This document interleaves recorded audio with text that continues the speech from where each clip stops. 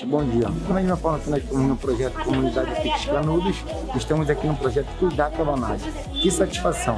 Fazendo os mesmos serviços que nós fizemos lá, trouxemos para cá. Entendemos que essa data tão especial, que é o dia da conscientização da violência contra o idoso. Viemos nessa campanha, o nosso instituto, a nossa equipe, todo o nosso trabalho voltado especificamente para essa data.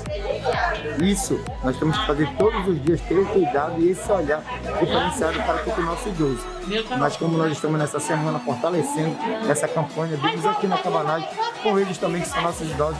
Esse projeto já tem quase 3 anos aqui na Cabanagem e vamos seguir em frente, cuidando dos nossos idosos, cuidando dos nossos projetos e fortalecendo aquilo que traz qualidade de vida para essa população e para os nossos idosos.